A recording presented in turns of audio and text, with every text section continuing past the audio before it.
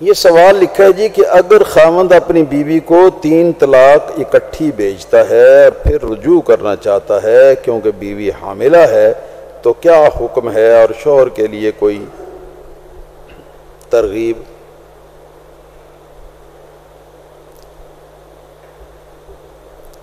بھئی بات یہ ہے کہ 3 طلاقیں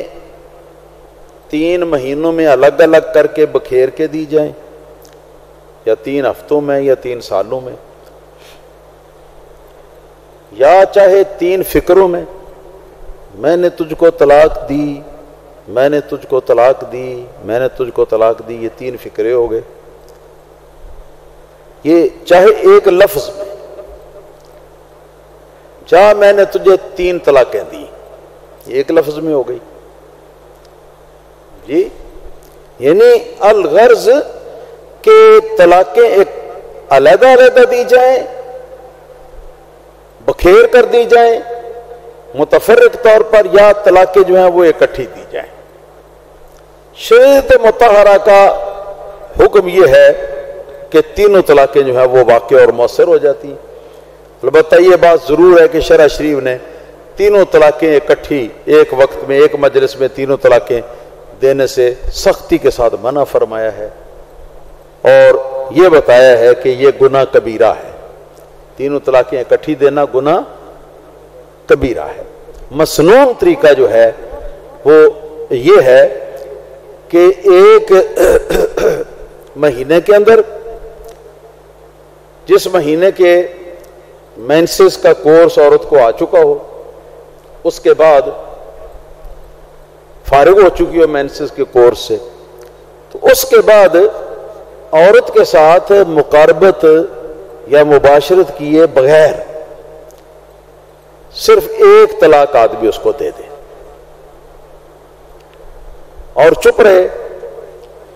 پھر جس وقت عورت جو ہے وہ اس سے اگلے مینسس کورس سے فارغ ہو جائے تو اگر یہ دوسری طلاق بھی دینا چاہتا ہے تو اس کو یہ دوسری طلاق اس وقت دے اور بغیر عورت کو ہاتھ لگائے، مباشرت کیے بغیر، دوسری ماہواری کے بعد. پھر تیسری ماہواری کے بعد اگر تیسری طلاق دینا چاہتا ہے تو تیسری طلاق دے، اور جب تیسری ماہواری کے بعد تیسری طلاق دے دے گا تو اس کے بعد سے یہ اس کے اوپر مکمل طور پر حرام ہو چکی. اور اس مسنون طریقے کے اندر فائدہ یہ ہے کہ ایک مہینے میں ایک طلاق دی ہے مباشرت کیے بغیر، تو اب آدمی کے لیے اس بات کی مہلت ہے، آدمی کو حق دیا گیا ہے کہ وہ جب چاہے عدت پوری ہونے سے پہلے پہلے وہ اس عورت کے ساتھ رجوع کر لے. اگر وہ طلاق دے دی تو پھر اس کو مزید موقع ملتا ہے، یعنی اسی طرح تیسری طلاق تک. جب تیسری طلاق بھی دے دی اس کے بعد یہ موقع ختم ہو جاتا ہے. تو یہ چانس جو طلاق سے رجوع کرنے کا اور پچھلا نکاح جو ہے وہ باقی رکھنے کا جو مل سکتا ہے وہ اس ترتیب کے ساتھ طلاق دینے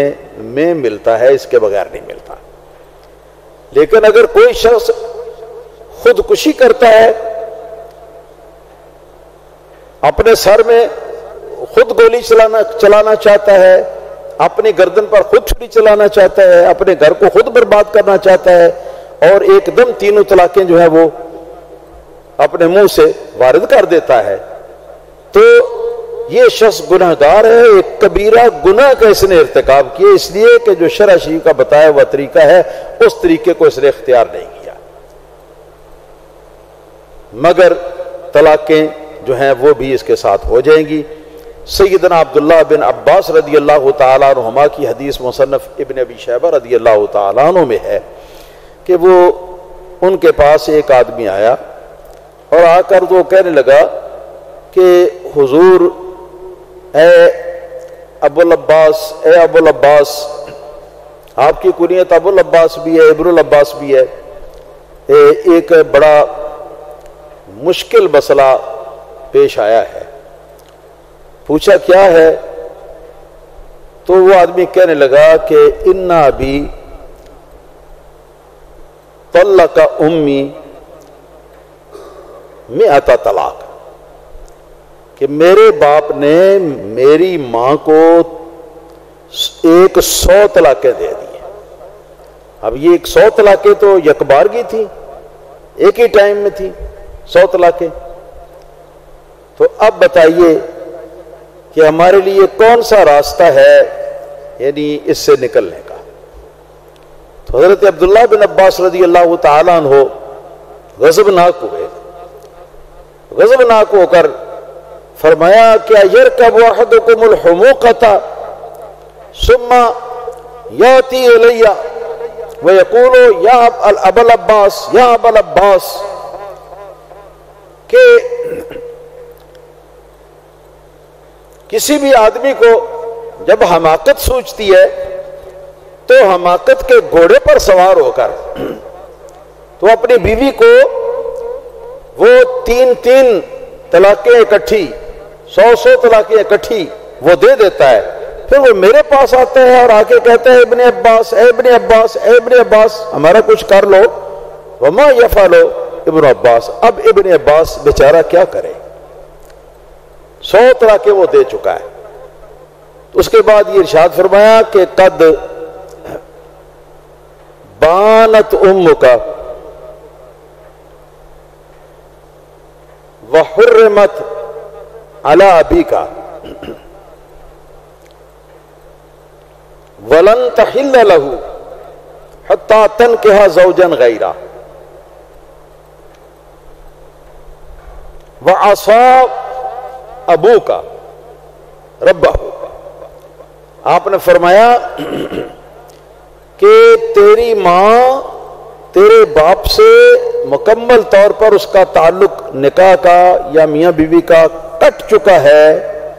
اور اب وہ تمہارے باپ کے اوپر وہ حرام ہے جب تک کہ ایک نکاح اور نہ کر لے اور ہم بستری، اور تمہارا باپ جو ہے یہ حرکت کر کے تو وہ سخت گناہ گار ہوا ہے۔ پھر اس کے بعد فرمایا کہ ان 100 میں سے 3 طلاق جو ہیں ان کے ساتھ یہ کام ہوا جو بتایا، اور رہ گی باقی طلاقیں 97، تو ایک عورت کے اوپر